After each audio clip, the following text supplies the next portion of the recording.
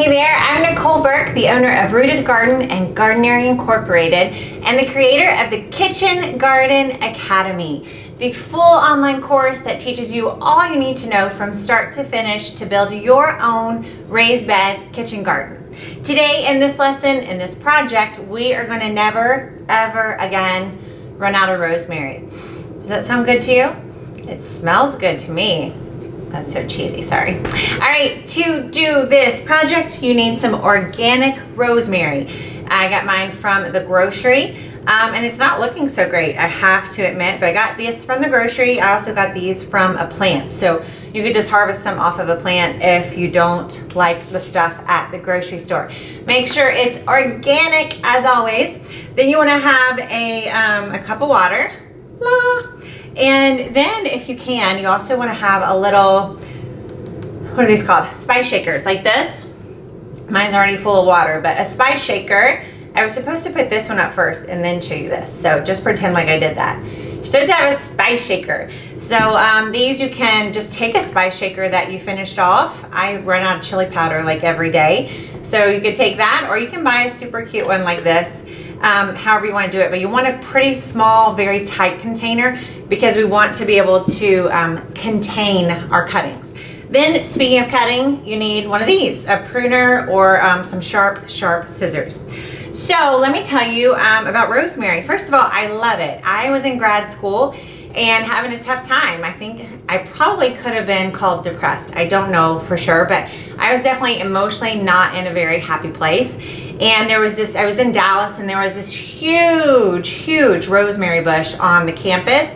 And one day I just kind of like hit it, you know, accidentally or whatever, maybe it was on purpose. And the smell just overwhelmed me. And so I started just like impulsively, I would go just grab a little branch of it off as I was moving between classes and carry it with me. It was like literally impulsive. I don't even know how I got the idea. The smell brought me so much comfort. Well, come to find out years later, now that I'm in business, I found out that there's like clinical studies that prove that the smell, the taste of rosemary calms us, relieves anxiety, helps us with depression, all kinds of good stuff like that. Awesome, right? I think so. So literally rosemary was the first plant I started growing in Virginia. I've grown it every place I've lived since. I think it's my all-time favorite plant. So if you follow me on Instagram, you know I have an obsession with rose, with Mary, my topiary. I'll have to show that to you at the end of the video, maybe if I can go grab it. She's not looking so hot right now. All right, so anyway, back to the point. We are going to never run out of rosemary again. So the thing you want to notice when you look at a rosemary cutting is that it changes. So down here, we call this the woody stem. So if we were to try to bend this, it's going to snap in two, right? So this is the woody part. This is the oldest part of the branch. And then as you graduate up, it gets softer and softer to the point that at the top, I can bend it over and it won't snap. We call this softwood. So eventually over time, this is gonna get hard and a new part will be soft. But right now, this is the softest part. So when you're propagating a plant, when you're never gonna run out of rosemary and get more and more, the easiest part to propagate is the soft part, not the hard part, okay? That makes sense, right? When we're hard, we don't wanna change or grow. But the soft part does. So what I did is I took a cutting of the softest tip of that plant, right? And you can tell how soft it is. At the top, it doesn't even feel like it has a main stem because it's just so soft and supple.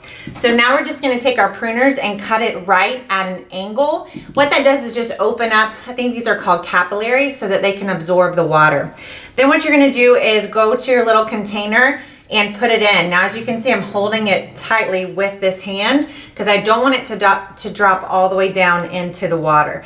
So this is why you need a super small container so that you don't end up with them sliding in. So with two, I can handle it. Now, this one is a little bit different because it's a harder wood. So I'm not going to put this whole part down in the water or I'll never get new growth. Or I will, but it'll take a long time.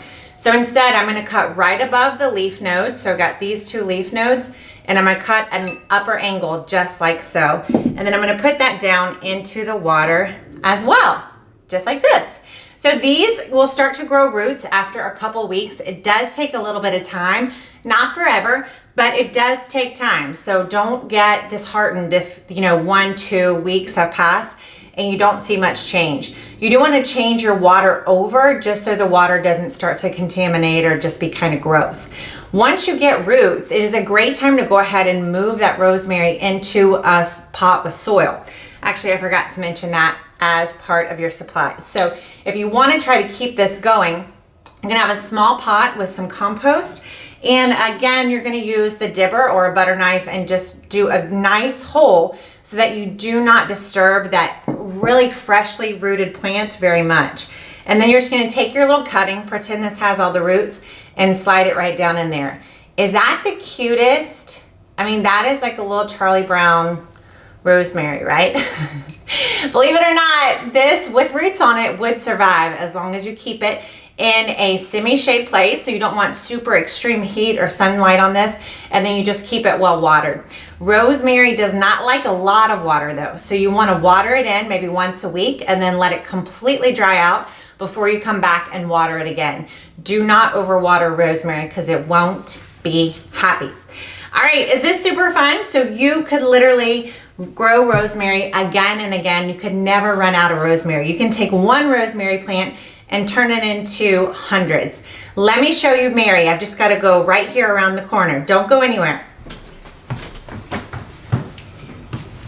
Okay, here is my friend Mary. I just gave her a prune and she's not loving it. But this is my rosemary topiary. She's suffering because we traveled during the holidays and I didn't take care of her, but isn't she cute? I think so. Okay, so there are 3 things that Mary or Rosemary want to teach us. Here they are. Number 1, plants make you feel good. They do. There's just something set up in nature where we as humans are meant to interact with plants. Scientists all over the world have proven this to be true. Somewhere you can find it on the internet. No, but seriously, you'll just feel it when you start to play with plants, and especially when you start to smell plants and touch them, you're gonna feel yourself feel better, I promise. I experienced that power. I didn't even realize it in grad school that was what was happening, but it was, and I know that will happen for you too. So if you feel hesitant about gardening, or you're just not sure, or you just don't want to screw up, just don't worry. Plants are meant to be here for you to make you feel good, and they really will do that. And if you want a plant that almost instantly makes you feel good, you got to grow some rosemary. All right, number 2 is that plants age. They age just like us. So oftentimes we'll get calls from clients and they're like, the leaves on the bottom of my tomato plant are dying. They're like turning brown and wilting. And I'm like, well, that's okay. Are the leaves on the top of your tomato plant wilting? And they're like, no, they're not. They're nice and green and vibrant. And I'm like, that's fine. Your plant's just aging. So just like I showed you with the rosemary, right? How it's hard on the bottom because it's woody and then soft on the top. The plant is just aging. And so as it does that, more fresh leaves grow up the top, and the leaves at the bottom will die off or wilt or just wither away. And that's natural. So when you start to see leaves on your plants wither or die or change, that doesn't necessarily mean that you don't have a green thumb or that you're not doing a good job. It just means your plants are growing up. And that is totally okay. Now, what you do want to worry about is if your plants look like they're aging at the top. When they look like they're aging at the top and not doing well up there, then that's cause for worry. But when you see things down below or the oldest parts of the plant changing, that's just a sign that the plant is growing up like you are. All right, the third thing, if you notice me looking this way, I have my notes over here, is that plants like to feel at home. I mentioned that rosemary doesn't like too much water, and that's because rosemary originated in the Mediterranean. And the Mediterranean is a place that's like sandy, sunny, and it doesn't rain a whole lot. And so when you're just dumping water on the rosemary plant again and again, your rosemary's like, I'm not feeling very at home right now.